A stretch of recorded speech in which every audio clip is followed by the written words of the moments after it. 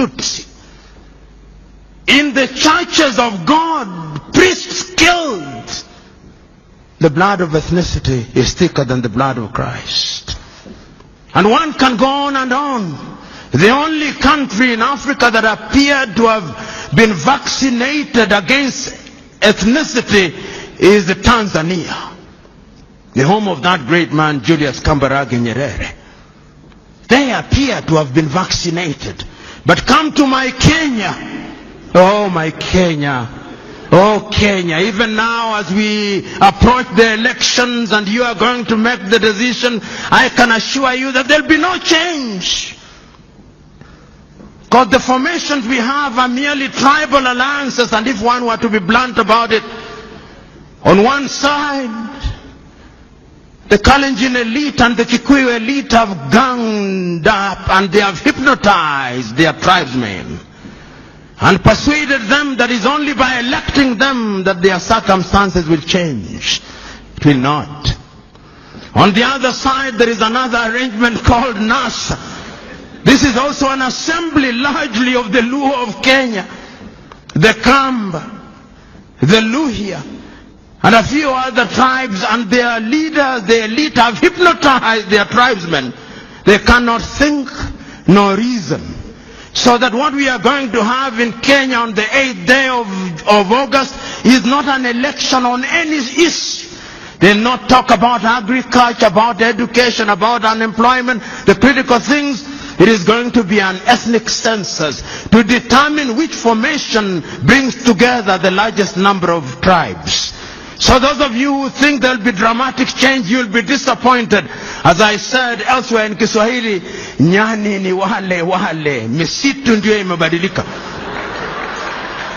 I'm saying that the monkeys are the same, the forests have changed. And if you ever doubted me, there was once a forest called COD, there was once a forest called ODM, it has now changed into NASA. There was once a forest called URP, there was once a forest called TNA, it is now Jubilee. Nyani ni wale, na hulka zao ni zile.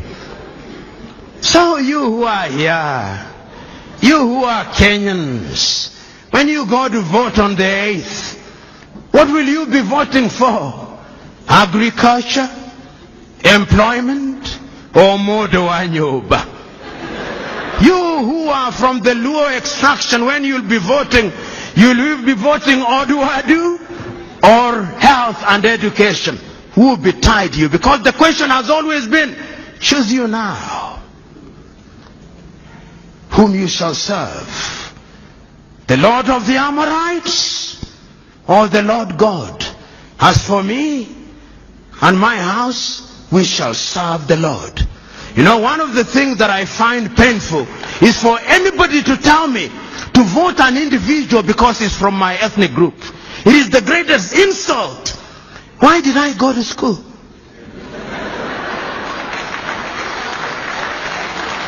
You tell me what you are going to do about education. I'm about to conclude, timekeeper. The British have an election today. If you came to Kenya and listened to what, you would think that there is an animal called election, which has never been seen by any human being since creation. And that God has instructed that Kenya be the experimental ground. You listen to what is happening, yet elections are known. It's a competition of ideas. Within a few hours, tomorrow, the day after, we'll know who is the Prime Minister of the United Kingdom, and they'll be counting 50 million votes. In Kenya, we'll be counting no more than 10 million votes, and Africans can't count.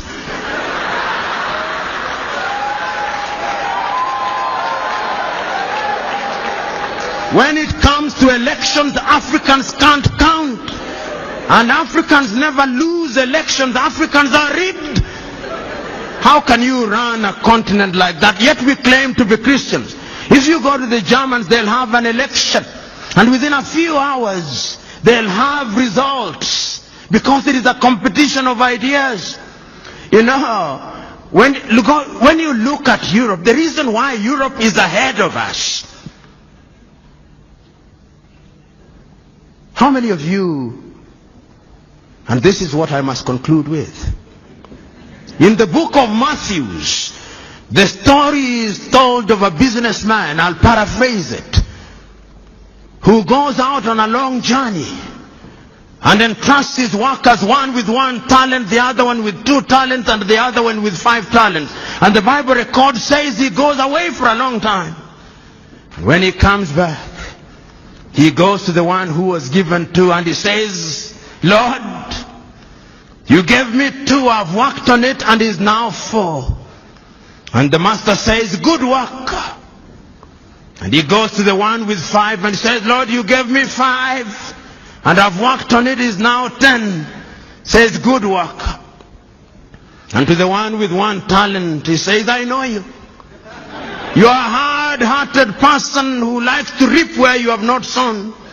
And therefore I kept it, here it is. And the master says, why shouldn't you then have given it to those who are in the business of giving interest? And the Bible records, and to those who do not have, even the little that they shall have shall be taken away, and it shall be given to those who have.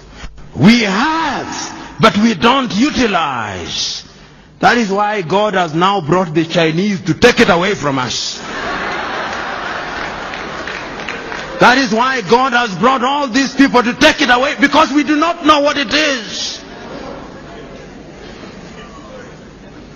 I can go on and on, but what is the wisdom of going on and on? When it is so clear that we must make a choice, so I'm submitting to us in conclusion that this is the choice. The choice that we are confronted with is the choice that Shadrach, Meshach, and Abednego were confronted with. To choose to worship the god idols erected by Nebuchadnezzar, or to remain faithful to their agenda. The choice that you are confronted with is the choice that Elijah presented to the prophets of Baal. Choose you now. Do not waver between 2 opinions. If the Lord is God, serve the Lord. If Baal is God, serve Baal.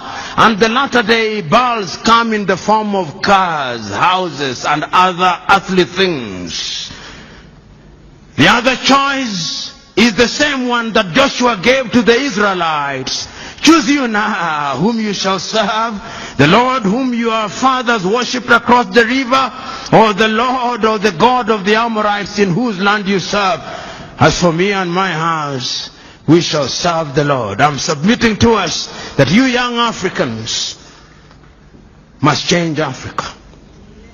You young Africans must do something for Africa. And you are not going to do it by tweeting, no. You are not going to do it through Instagram, no. You are not going to do it through Facebook, no. You are not going to do it through social media, no.